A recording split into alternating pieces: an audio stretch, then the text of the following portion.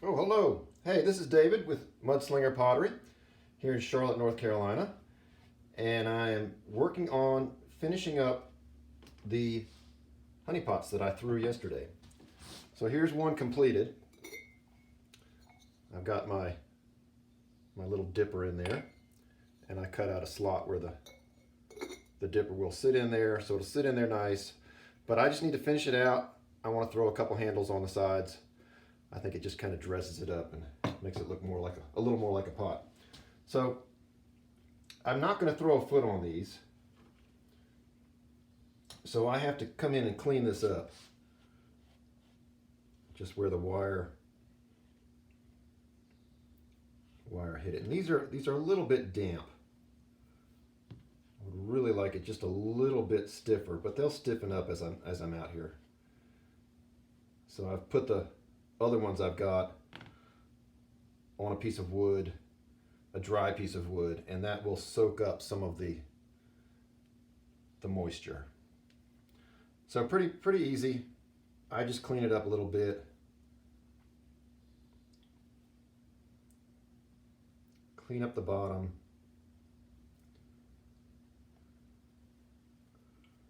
Get a nice smooth bottom so that when someone's using it, it's not going to leave marks on their wooden table. Don't want to see that. So get a nice smooth bottom. I can just clean up that edge.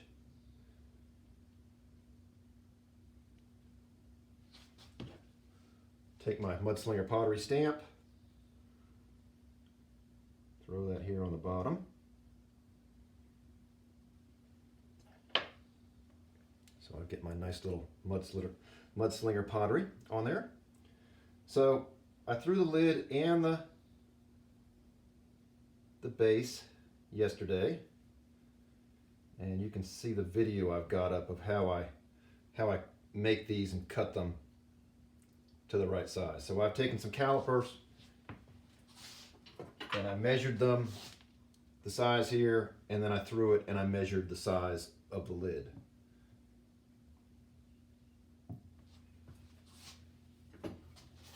So like I say, I'm just cleaning this up, making it look as nice as I can, smoothing out the bottom of the lid.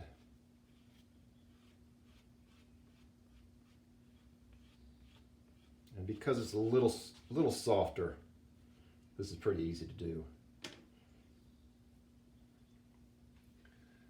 So then just a little water here. I'm going to kind of knock off this edge that I've got here just to round it up a little bit. It'll fit better into my base, and there's less chance of it cracking if I've got it just a little rounded. You don't want a 90-degree angle on your pots. So just a little water, rub a finger on there, and clean that up.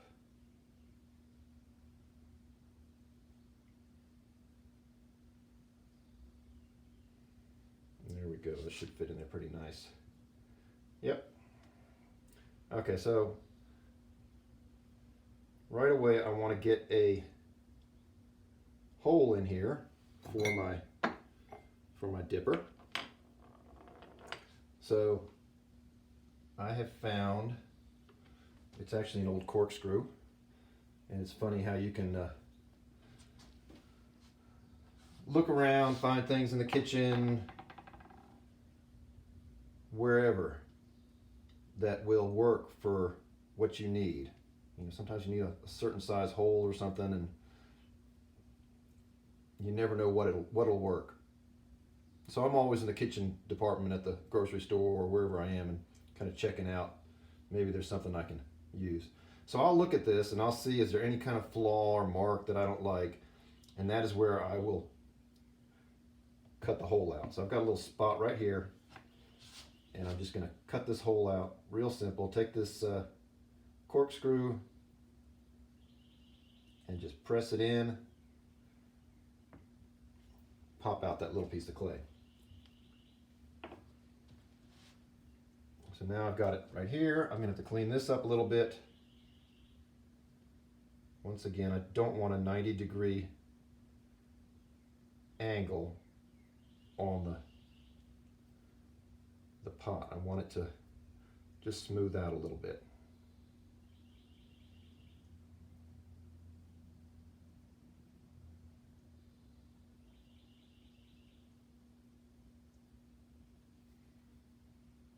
Because if you have a 90-degree angle, that is where it's going to chip.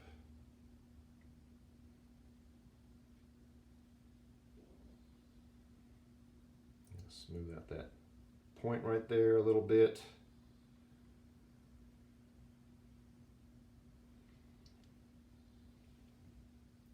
And this should work good. So, honey dipper, lid in the pot, right there. Okay. So done with the lid. Put this back. Now, like I said, I like to have just a little handle on there. I think it really dresses up the pot. So what I do for my handles, it's pretty easy, pretty quick, and it really dresses them up. So get this board clean. I like to use a board that hasn't been painted. I feel like it'll absorb some of the water, and if my clay is too wet, it'll suck some of that up. If it's not, if it's a little bit drier, then I can add a little bit of water to that board and use that to help rehydrate the piece of clay I'm working with. So real simple, just make a coil. I'm really focused on trying to keep this even, so I'm spreading out my fingers and trying to add pressure all along. Spreading it out. I don't need this much, so I'll make it a little easier on myself. And make a shorter piece. Because these are going to be small handles. They're not going to be a large handle. Just a little accent piece. I don't want a lot of weight added to it, but I do want just something on the side of that pot. I think it just adds so much to it. So there again, I don't need this much. I'll cut some of that off.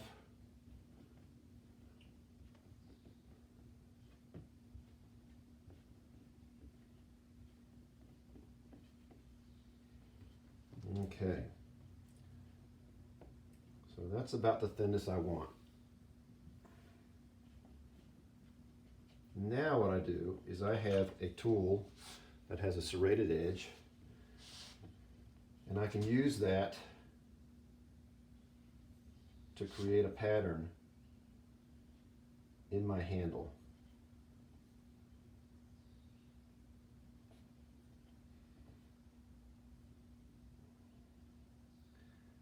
And you can change this up, you can do whatever you want, you can do it on the side without it, and you can see what that does. But what I do is also go the other way, and you create a nice little texture there. So for this one, I'm going to do the same thing with the serrated side. Go back,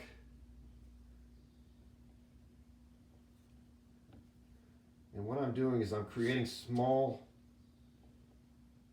dimples in the clay, and it's creating this nice pattern on here.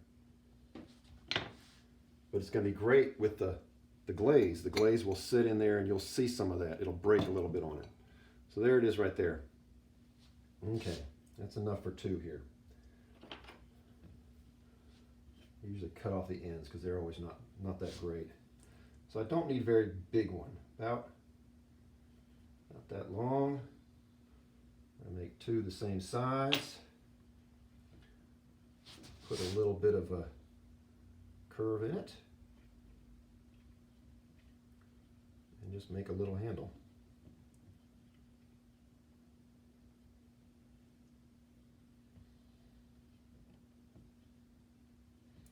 So there's my two little handles.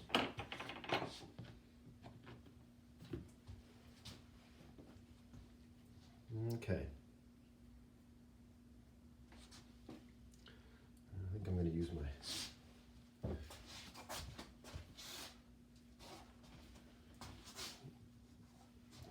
okay. So I got my two handles that I'm going to attach to the side of my pot, and I will score it. And I'm basically creating a slip when I score it because I use a little bit of water, and it kind of creates a slip. So real simple. I'm going to take this, I'm going to add it right here, and what I do is very lightly I just touch the pot, kind of check where it is. Doesn't have to be perfect, this is handmade. So because I scored the handle, I get a spot where on my pot where I need to score the pot itself. So once more, just put a little more water on there, score it a little bit more, and then fit that on there. And what that does for me is it covers it up and it hides where I've scored it, but I haven't really scored it more than I needed to.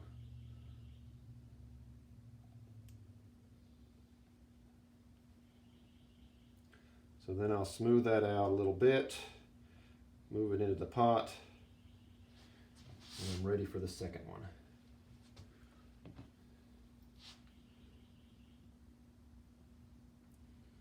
So I've just recently got a booth in the Old Mule Barn Mercantile in Waxhaw. So I have about a 6 by 6 foot space where I'm allowed to put my pots. And it's kind of an old-timey mercantile. It's kind of the feel they want. The gentleman that owns it makes brooms, which is really neat because he makes them right on site. You can stand there and watch him make a broom. In fact, you can watch him make your broom if you want to purchase one. So they also sell honey.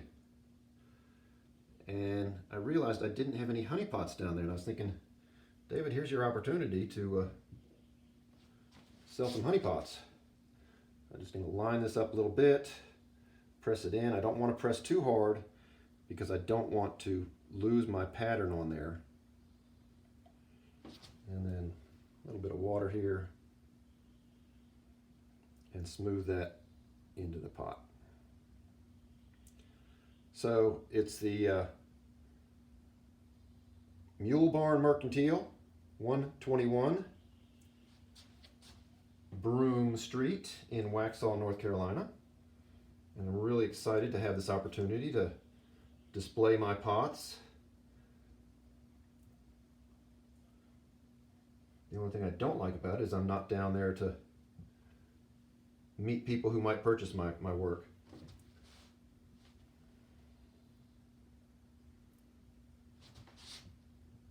So there it is.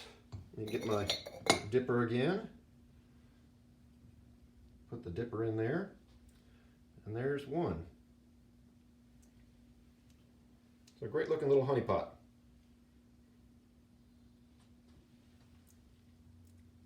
So thanks for watching. This has been David with Mudslinger Pottery here in Charlotte, North Carolina. And I'm glad you could join me today. Hope you all have a wonderful day. Thank you.